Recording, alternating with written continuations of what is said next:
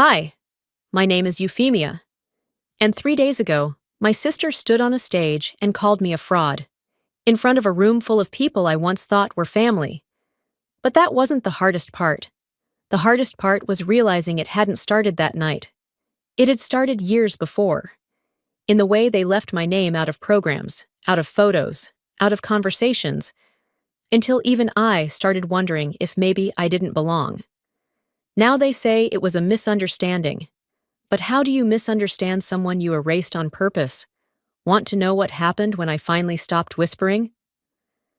The envelope was cream-colored, heavy in texture, but empty in weight. It had the kind of embossed seal that was supposed to signal prestige, tradition, family. But when I saw the return address, my sister's handwriting, neat, dramatic, I already knew it wasn't a gesture of kindness. It was a formality. I peeled it open at the kitchen counter. The knife clinked against the tile as I unfolded the card inside. Please join the Cybele family for the annual Hope and Honor Gala. My name? Miss E. Cross. Cross, not Cruz. Not even close enough to pretend it was a typo. I let the card fall back into the envelope. It fluttered down to the floor like something already expired. They only remembered me when the photos would look incomplete. 3 nights later, I stood in front of the grand staircase leading into the Art Institute's modern wing. I didn't bother to adjust the hem of my dress. If it was wrinkled from the ride over, so be it. I hadn't been sent the dress code anyway. Inside, the lights hit like cameras, bright, merciless. I walked past 2 event staff who offered polite nods but didn't check the list. Maybe I wasn't on it. Odessa, my mother, spotted me from across the room. Her wave was a flick of fingers, barely a breeze. Then she turned and placed her full attention back on Marla. Marla was mid-laugh, perfectly staged in her sapphire gown, already owning the crowd. People circled her like moths that didn't realize the flame would always stay cold. No one came over. Not my father, not a cousin. Not even the people who used to call me Mini Marla, back when the family still spoke of me in terms that implied I mattered. I made my way toward the champagne table, trying not to look like I was retreating. A man I vaguely recognized from a charity board nodded at me, but didn't seem to place who I was. "Oh, that's family," he mumbled to the woman beside him when she asked. Not a name, not a role, just family. And not one of them corrected him. When I finally found my seat, table 17, tucked behind a pillar, halfway to the service corridor, I stopped cold. The name card read, E. Cross. Of course it did. Apparently, I was easier to manage when I stayed close to the waiters. I could hear Marla's laugh drift across the ballroom like a ribbon tied too tight. The guests around my table were lovely, kind even, but they weren't family. They weren't supposed to be my people, and I wasn't supposed to be theirs. Someone made a toast from the main stage. A name I didn't recognize was called out and applauded.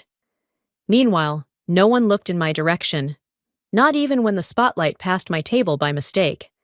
I reached for my glass of water, held it up, and took a slow sip. No wine was offered. I hadn't been listed as a guest of the family. I'd RSVP'd under my own name, paid for my own plate, paid for half the event, actually. But you wouldn't have known that from the way Marla kept curating her audience. Every time she introduced someone, she dropped our last name like a brand, but one I no longer belonged to. She wore the Cybele name like armor. I wore mine like silence. The evening crawled forward. Plates clinked, speeches droned, laughter exploded in the distance, and I just sat there, watching. Not angry, not hurt, exactly. Just confirmed. Funny. They invited me to the gala, but forgot to include me in the family. And yet, I was the one who paid for half of it, without my name on anything. I sat through 2 more speeches before Marla took the mic. Her heels echoed confidently across the stage, each step perfectly timed to the instrumental background that had been carefully selected for maximum grace. The room hushed, not out of reverence, but habit. My sister always commanded attention, whether or not she deserved it. She reached the podium, scanned the crowd like she was handpicking who would matter tonight, and offered that flawless smile she practiced in the mirror growing up. I knew it too well. That was the one she used when she was about to pretend she was everyone's favorite daughter. "Welcome on behalf of the Cybele family," she began. "Myself, my parents, Wallace and Odessa, and our incredible supporters. Thank you for being here tonight." That was it. Not a pause, not a sideways glance, not a single syllable in the direction of the only person in the room who'd written the largest check. I didn't flinch. I didn't look at my mother. I didn't even blink. I just stared ahead, like I wasn't waiting for anything. The cameras panned slowly. The screen behind Marla projected a soft slideshow, portraits of our family, staged at last year's gala. Odessa, Wallace, Marla, center frame. I was missing in every single photo. The final frame came up, honoring the Cybele legacy, 3 generations of community leadership. 3, my grandmother, my mother, my sister. That was the math they used when subtracting me from their equation.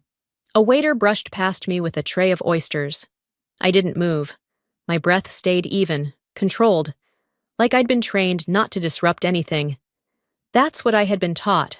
Blend in, don't embarrass them, be agreeable until you're invisible. I must have learned that lesson too well. After the applause quieted, Odessa leaned slightly toward me, her voice a soft hum under the buzz of clinking forks. "Let's not make this about you," she murmured. "Please don't embarrass Marla."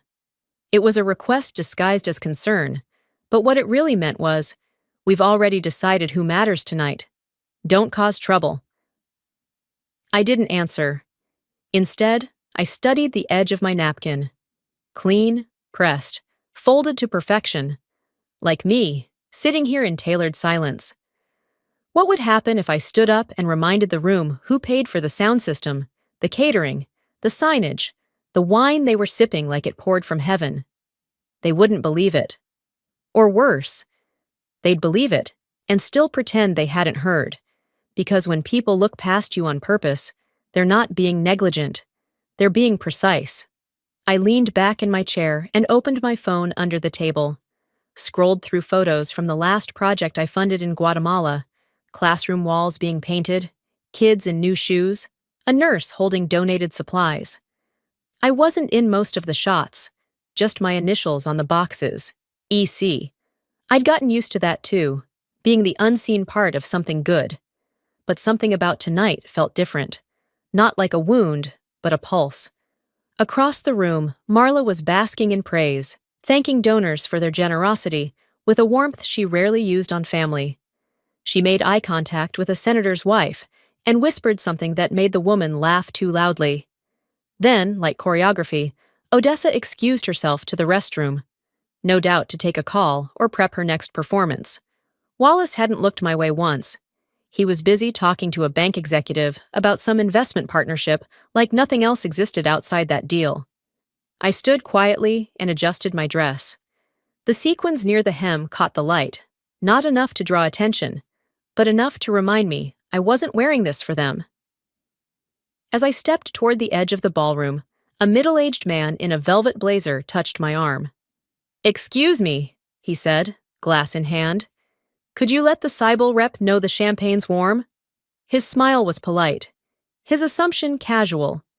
He thought I was part of the staff. I gave him a nod. "Of course," I said softly. Then I turned and walked toward the service hallway, not because I worked there, but because I needed a moment away from the glare of artificial grace. Inside, the staff were prepping the next course. A young woman looked up at me. "You okay?" she asked. I smiled back, but not with the kind of smile Marla wore on stage. "I'm fine, just checking on something."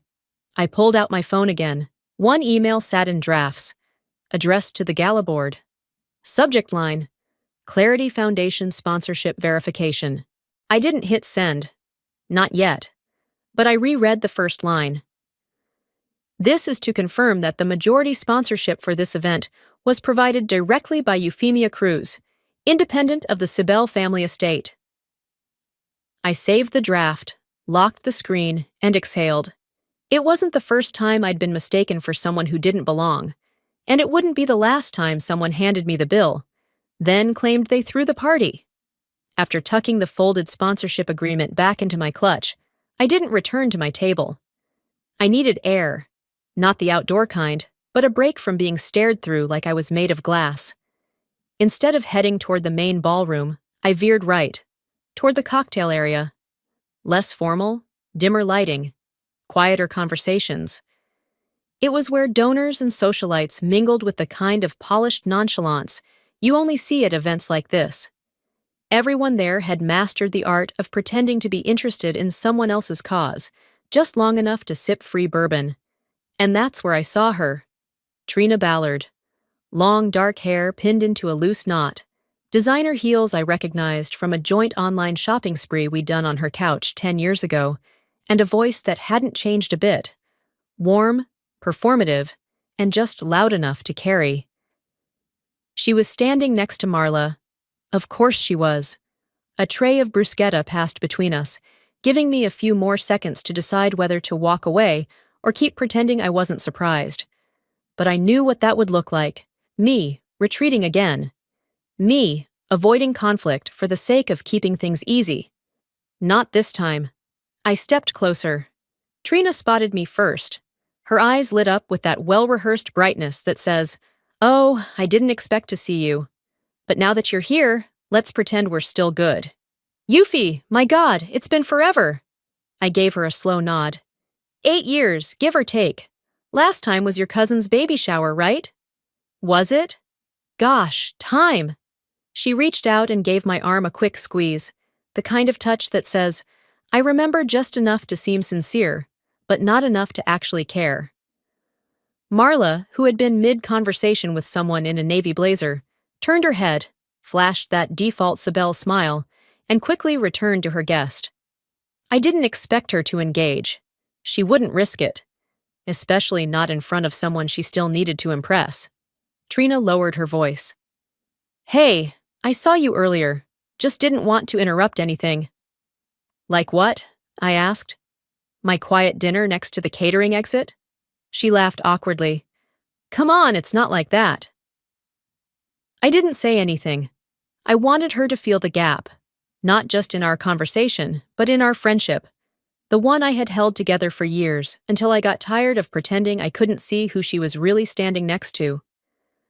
She glanced around and sipped her drink. "This event's bigger than last year. Marla's been working overtime. Honestly, she's done a lot for the family's image lately. She's really pulled it together." "For whose benefit?" I asked, and let the question hang there just long enough to get uncomfortable. Trina gave me a tight smile. "Optics matter, Yuffie. You know that. Especially with all the press. Sometimes people say things just to, shift attention." "What things?" She glanced down. The fraud comment." "Ah, so that's what this was. A cleanup job." "I had to smooth things over earlier," she added quickly. "It wasn't personal. It was just part of the plan." I tilted my head. "You helped write the spin, didn't you?" She hesitated, then gave the smallest nod.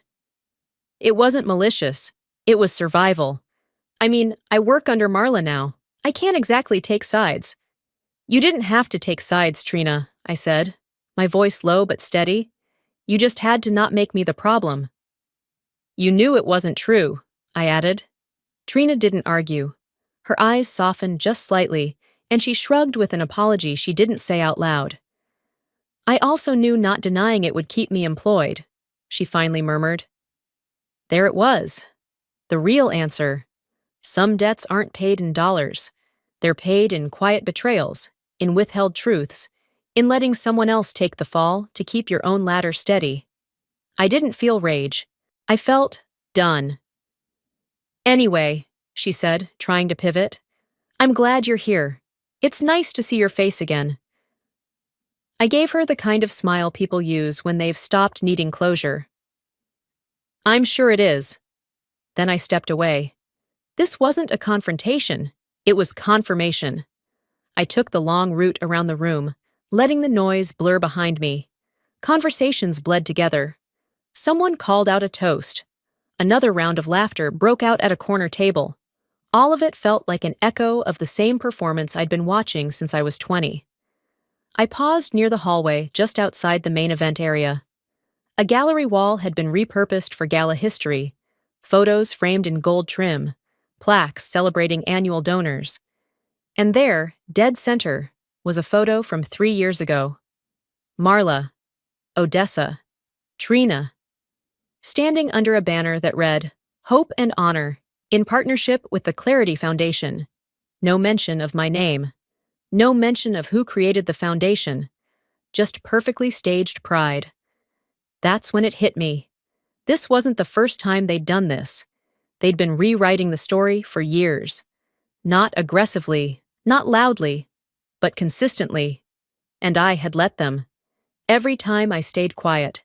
Every time I told myself, it's not worth the fight. I reached into my purse, found the folded page I'd been carrying all night. The official sponsorship agreement, signed, dated, notarized. My name at the bottom. No co-signers, no representatives. Only me. I unfolded it, stared at the signature. The ink had barely faded. It felt recent, still warm, not yet, but soon. I folded the agreement and tucked it back inside my clutch, slipping quietly into the shadows off the side of the ballroom. I didn't need a seat right now. I needed position, the kind that doesn't come from title or title card. From where I stood near the staging wall, I could finally see the printed program projected onto the screen above the stage. For the first time that night, my name appeared. Donor Spotlight, Euphemia Cruz. It sat there like a whisper on the corner of a shout. I didn't smile. I didn't move.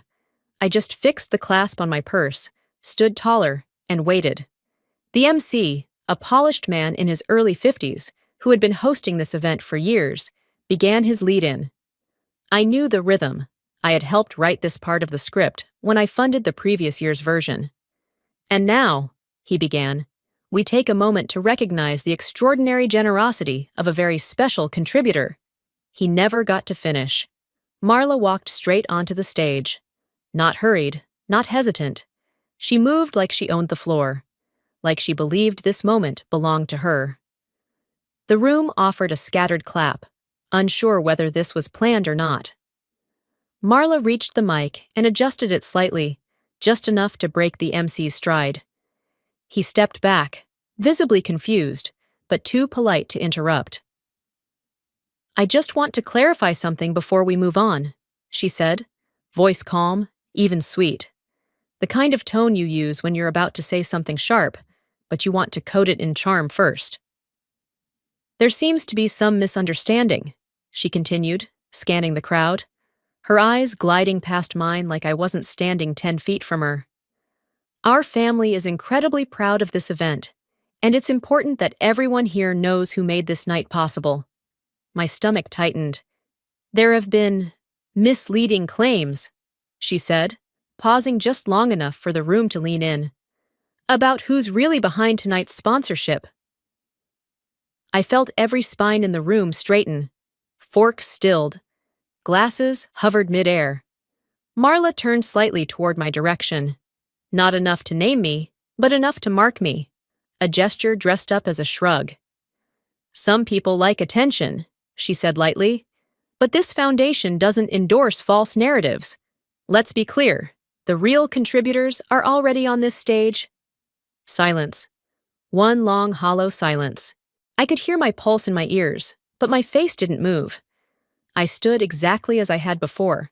No step forward, no retreat. The MC looked like he'd swallowed his own cue cards. He opened his mouth, but then shut it. My father shifted in his seat, cleared his throat, but never looked at me. My mother stared straight ahead, her lips pressed into a tight line. She wasn't angry about the lie. She was worried about the fallout. Marla stood there, still smiling, hands folded neatly in front of her. She had rehearsed this. She had waited for this exact moment, to say just enough to plant the doubt, but not enough to be held accountable. And it worked. Whispers rippled through the room, like wind cutting through thin curtains. Some guests turned their heads, pretending to check the decor. Others looked directly at me, eyes quickly darting away when I met their gaze. I didn't move. I didn't owe them any movement. She wanted to erase me, I thought. Not just from the family, from the record. I could have shouted. I could have walked up and corrected her, held up the agreement, forced the MC to confirm the sponsorship. But I didn't. I stood still.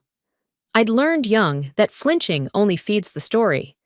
When you don't react, you force them to finish their lies out loud. I reached into my clutch, fingers brushing against the paper inside. I didn't pull it out. I didn't need to prove anything, not yet. I just needed to feel that it was still there, that the truth hadn't gone anywhere. A tap on the mic signaled the MC's re-entry. He awkwardly thanked Marla for her enthusiasm, then returned to the original script, stumbling slightly over my name when he finally read it. But the damage had been done. I walked slowly along the perimeter of the room, each step deliberate. The conversation started again, forced and fragmented. No one stopped me. No one knew what to say. I paused near the edge of the stage, just long enough for Marla to catch my eye. She didn't blink. Neither did I. That's when I understood something she never had. Power isn't always in the mic. It's in knowing when to wait to take it. I turned, walked away. Not out of weakness, but because the story wasn't finished. Not yet. As I reached the hallway, I could hear someone mutter, "What was that about?" And another respond, "I don't know, but it didn't look good." Exactly. They didn't know, but they were about to. They wanted me erased, but I was about to become unforgettable. As the hallway's murmur faded behind me, I made my way along the outer edge of the ballroom, weaving between tables like a shadow. No one noticed. They were still digesting Marla's little correction, still unsure whether to clap, whisper, or pretend nothing had happened. I didn't stop at my table. Instead, I slipped past the bar and into a narrow alcove behind the projection booth. There, among the coils of audio cables and half-drunk water bottles, sat Lauren, the AV assistant I had spoken to 2 weeks prior. He looked up, startled. "I thought you might show up," he said under his breath. "I hope you still have the original file," I replied, my voice steady. He tapped a few keys, glancing back toward the stage. "They swapped it at the last minute," he said. "Marla's team gave us a revised version, cut everything from overseas. No field footage, no voiceover, just the ribbon cutting and donor photos." I didn't flinch. "You still have the real one?" He nodded. "Loaded and ready." I handed him a flash drive. "Overlay the audio. Run it when they start the donor reel." Lauren hesitated. "You sure you want to do this?" "I'm not here to make noise," I said. "Just to restore what they edited out." He nodded again and turned back to the console. I stepped back into the darkness, unseen. Back on stage, the MC was recovering his rhythm. I heard his voice rise again, the same well-rehearsed cadence he always used before introducing major donors. "Ladies and gentlemen," he said, clearing his throat, "before we move into the live auction, we'd like to take a moment to recognize the anonymous benefactor whose support has made tonight's gala not only possible, but transformative." The crowd stirred, puzzled. For 3 years in a row, this individual has given quietly, never once asking to be named. A pause. "But tonight, with her permission, we'd like to finally acknowledge her." The lights dimmed slightly, the screen flickered. Then, he said it. "Euphemia Cruz." "My name," said out loud, clear, deliberate. The spotlight swept across the room until it landed on me. I didn't stand. I didn't wave. I didn't even blink. I just nodded once. The crowd looked around, confused. Some clapped, some didn't. Marla turned her head sharply. Odessa went stiff. Wallace stared at the tablecloth like it owed him money. Then the screen came to life. Not with the doctored version Marla had approved, but with the original footage. Raw and real. The first clip showed me standing under a corrugated metal roof in Guatemala, handing out medical supplies to a nurse. My boots were caked in red dirt. Sweat soaked through the back of my cotton shirt. Next, a scene from a school library in rural Mexico. I was helping unload boxes of books, sitting on the floor with 3 children, teaching them how to pronounce the word oxygen. Then came the meeting with local educators in South Carolina, where we signed a community grant agreement. My signature was front and center. No Sibel logos, no co-chairs, just me. The final clip, a still photograph. Marla, front and center, standing before a Clarity Foundation banner at last year's gala. The caption? Event sponsored by Clarity Foundation. Founder, Euphemia Cruz. Then the screen went black. Silence. You could hear the weight of it, the absence of applause, the shifting of chairs, the breath Marla held in but didn't release. Then came the voiceover, calm, unapologetic. She never asked to be recognized. She only asked to be included. And when they denied her that, she spoke in the only language they understood, proof. The screen lit again, displaying the Clarity Foundation's mission statement, my signature etched in white below it. The house lights came up. The room remained still. Then, slowly, someone started clapping. I didn't turn to see who. Another person joined in, then another, until a small ripple of applause spread through the room. It wasn't thunderous, it wasn't theatrical, but it was enough. Odessa looked pale. Wallace stood and quietly exited. Marla gripped her wine glass so tightly I thought the stem might snap. "We can't spin that," Trina whispered to her, her voice barely audible from where I stood. Marla didn't respond. I rose from my seat, walked calmly toward the stage, not to speak, not to demand anything, but simply to let them see me walk the same path Marla had hijacked.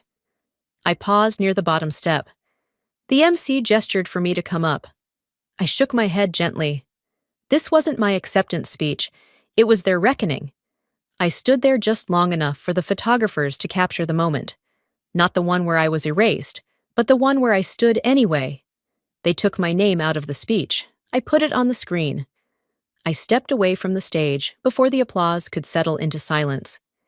The energy behind me thinned as I slipped back into the hallway, heels echoing softly on polished stone. The weight of cameras and whispers stayed behind.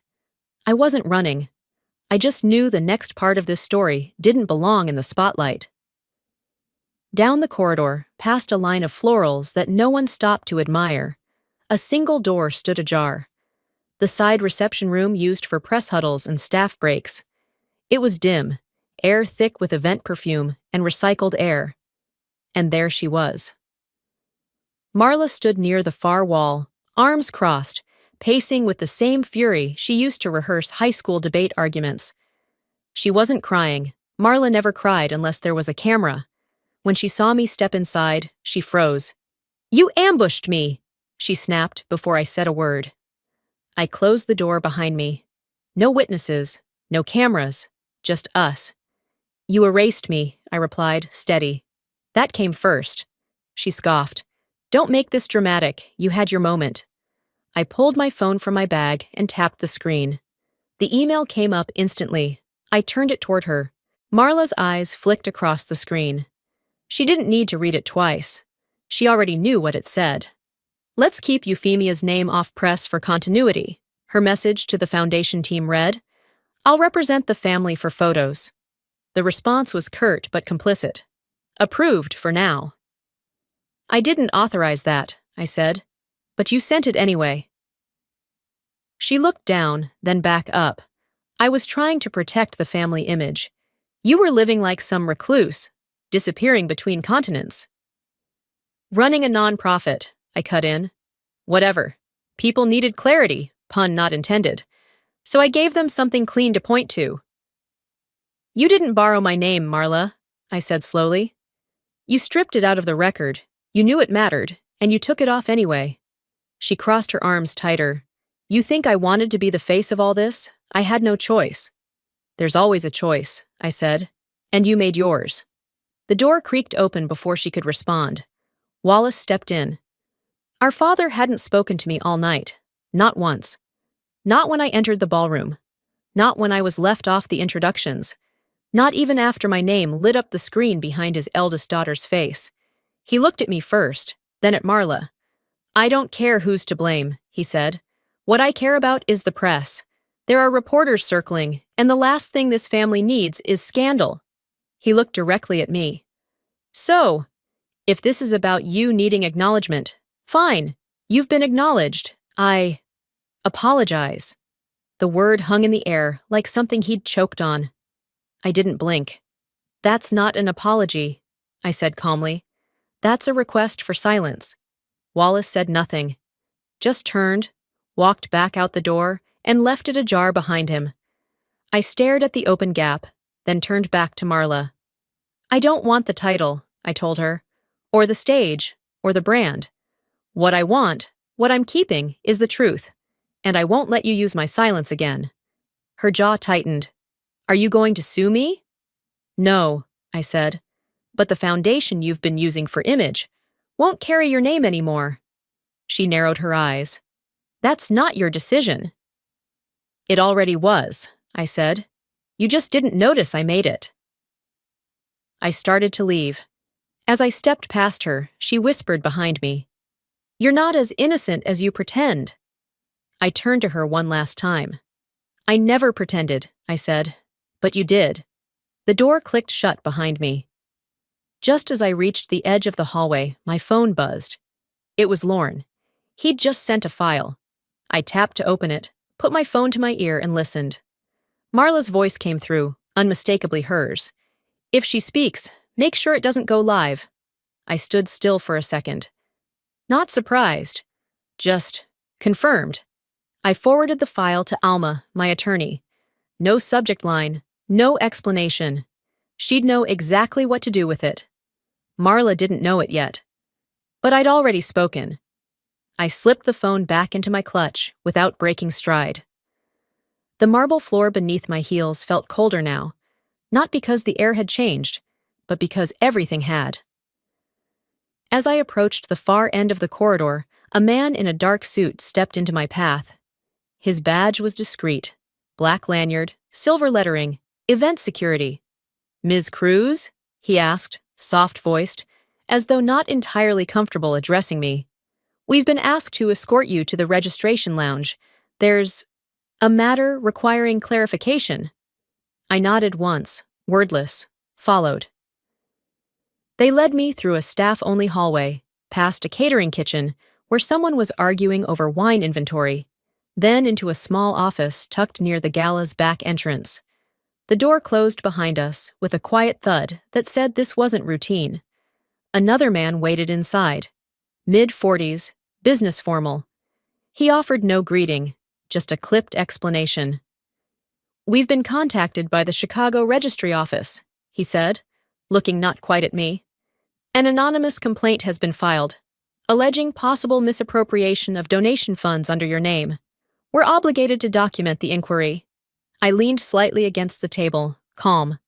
My voice didn't rise. "That was fast." He blinked. "Excuse me?" "She didn't even wait for dessert to finish," I murmured. "Timing's everything, isn't it?" He glanced at his clipboard again. "The language in the claim is vague, but it's flagged high due to your level of visibility tonight." I nodded. "I'd like to review the report." He hesitated, then turned the sheet toward me. I scanned the page. It didn't say much, just enough to plant a seed. No accusation of fraud, just a vague allusion to possible inconsistencies in financial attribution. I'd seen this tactic before. No blade, just a shadow. I pulled my bag around and removed a folder, handed it over. "That's the Clarity Foundation's latest independent audit," I said. "Third-party verified. Signed off 3 weeks ago." He opened it, flipped pages, his eyebrows lifting slightly. "This looks comprehensive." "It is." The door opened again. Grant Keating, the evening's MC, stepped inside, looking like someone who'd just found himself in the alley of a famidmali's worst-kept secret. "I saw the footage," he said carefully. "The room saw it. It was definitive." "I didn't share it for applause," I replied. "Only truth." He nodded slowly, and for once, didn't have a line to fill the space. I don't need a mic in the next hour, I added. But you'll remember this moment next time someone hands you a name to read, without asking who earned it. Before he could answer, the door cracked again. Loren entered, laptop in hand. His face said it all. Something had shifted. This might matter, he said, eyes on me. He opened the device, turned the screen, and clicked play. Marla's voice came through, clear as a bell. Not angry, just clinical. If she tries to speak again, she said, have security block her. We'll say it's a scheduling conflict. Make it clean. Silence followed. Grant exhaled through his nose. Jesus. She didn't say it to sound cruel, I said. She said it because she expected no one to object. Loren stood awkwardly. Should I delete it? No, I said. Send it to Alma and CC the Board of Trustees for the Cybele Family Trust. He nodded and left the room without another word. Grant adjusted his cufflink. You want this broadcast? No, I said. This isn't about theater, it's documentation. The other security officer turned to me. Do you want to file a formal response? Not tonight, I replied, but you might want to save that recording. It's going to age well. I picked up my folder, nodded to the room, and left. Back in the hallway, the noise from the main event was softer now. Fewer cheers, more quiet talk, the awkward kind that follows a shift in narrative. I stopped near the same floral display I'd passed earlier. Funny how things that felt decorative an hour ago now seemed hollow. My phone buzzed again. Marla, this wasn't supposed to go public. I stared at the screen for a full beat, then typed slowly. Then you shouldn't have spoken. I hovered my thumb over the send button, then paused, and locked the screen. Not everything needed a reply. Some things echoed louder when left unanswered. I returned to the ballroom, not to reclaim a seat, not to join a table, but to walk through a space that had once ignored me, and let it feel my absence now. I didn't need to shout, I just had to stop whispering. The hum of the ballroom faded behind me as I stepped into the cool night air. The sky over Chicago was clear, dark velvet with a hint of wind, the kind that tugs at your sleeves and reminds you to move forward. I didn't rush. There was no need. A black SUV was already waiting out front. I slid into the back seat and gave the driver a quiet nod. As he pulled away from the curb, I looked down at my phone, still dark. No new messages, no apologies, just a single unread text from Alma. Delivered. Signed by all four. You're clear to proceed. I exhaled, not out of relief, but resolution. By the time we reached my building, the lobby was empty, save for the night doorman. He rose slightly from his stool, nodded, then sat back down like he understood this wasn't a night to make small talk. I took the elevator up in silence. In my apartment, the city lights stretched out beyond the windows, like something earned. I placed my clutch on the console, took off my shoes, and stood for a moment on the hardwood floor, letting everything settle, not the noise from the gala, but the quiet that follows when nothing else needs to be said. I poured myself a glass of water, carried it to my desk, and opened the leather folder waiting there. Inside were 9 sealed envelopes, each addressed by hand, already delivered before I left for the gala. 1 to the Board of Trustees, 1 to the event's legal team, 1 each to Wallace and Odessa. Each one contained the same contents: a formal cease and desist letter, a notification of trademark retraction, and a written notice stating that the Clarity Foundation name was no longer to be affiliated, explicitly or implied, with the Cybele family brand. No press releases, no media theatrics, just paper with weight. Some things don't require a stage. They only need a signature, and I had signed them all. Back at the gala, I imagined Marla standing with a half-empty flute of champagne, scrolling through her messages, trying to find the angle. I imagined Odessa still trying to soften the optics, still using phrases like misunderstanding and family dynamics. And Wallace? Probably already speaking with the family's legal counsel, trying to figure out how much control they really had left. The answer was simple: None. At 8:55 p.m., Alma had hand-delivered the envelopes. At 9:02, my inbox confirmed delivery. By 9:10, I was no longer the one being spoken over. They could keep the name. I kept the legacy. And they would learn, slowly, painfully, that those two were never the same. I closed the folder, set it back on the shelf, and returned to my kitchen to clean the glass. This wasn't about winning. This was about clarity. 10 minutes later, I stepped back outside and ordered an Uber. Not to go home, but to meet Alma for tea. We had work to do. On the drive, the driver glanced at me in the mirror and asked, "Big night?" I smiled, faint but sure. "It was the night I stopped apologizing for being the author," I said. When I arrived, Alma was already waiting at the table with her usual chamomile and that same yellow legal pad she always brought when things were about to shift. She slid the pad toward me. "What's next?" she asked. I didn't hesitate. "We build something that doesn't need their name to stand." "And them?" I shook my head. "There'll be footnotes." Alma sipped her tea, nodding with a kind of calm only lawyers and survivors seem to master. The next morning, a courier delivered a thick manila envelope to Wallace's law office.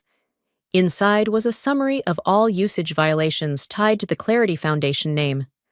Odessa received a similar packet at home. No calls came, no protests, just quiet submission. Sometimes silence doesn't mean defeat.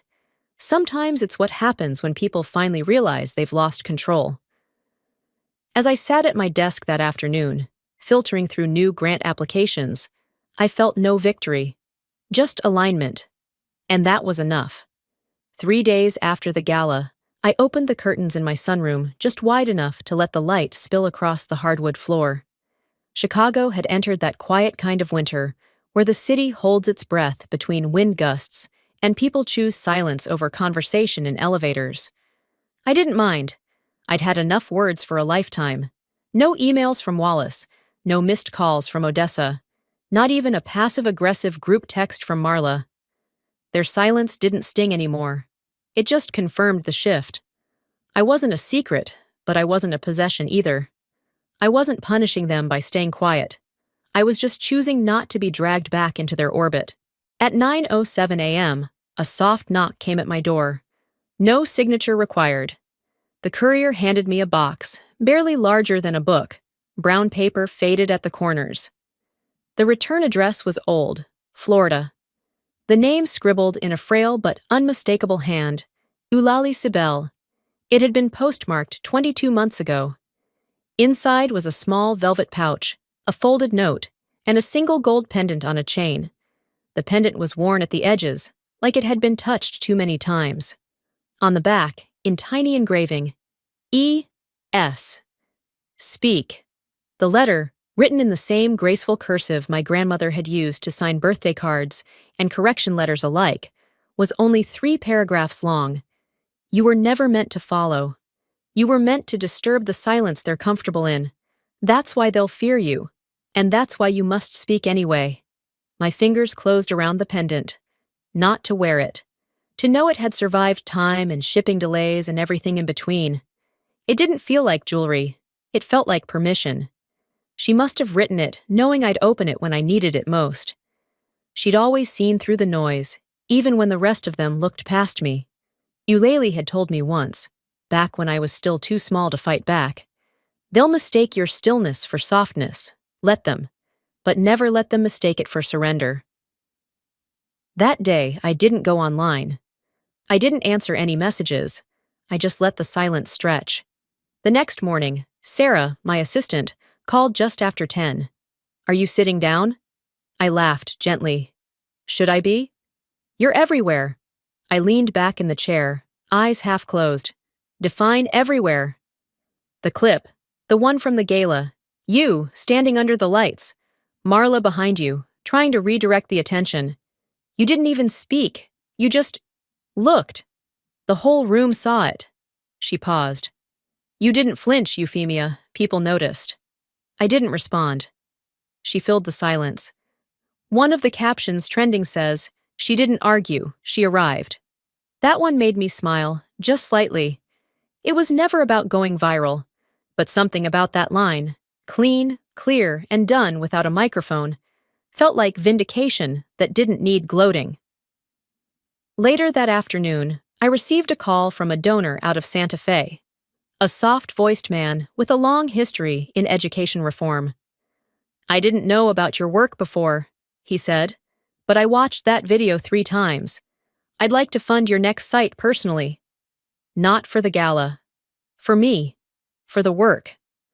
That night, before closing my office, I opened a drawer and pulled out the photo Loren had printed for me. He'd dropped it off quietly, no note, just a manila folder slipped under my door. It was the moment during Marla's speech, where I turned my head just slightly when I realized what she was doing and didn't react, didn't cry, didn't protest, just saw it for what it was and stood my ground. I taped the photo to the inside of my office door. Below it, in red ink, I wrote, "This was not the fight. This was the exit." Then I grabbed the envelope from the corner of my desk. Tickets to New Mexico. Site visit scheduled. Team already assembling. I wasn't running from anything. I was planting something new. When people ask me now if I talk to my family, I don't lie. I just say, no longer necessary. They always nod like they understand. Because usually they do. There are things you can rebuild. And there are things you outgrow. They may never say my name with affection again, but they'll never use it without permission.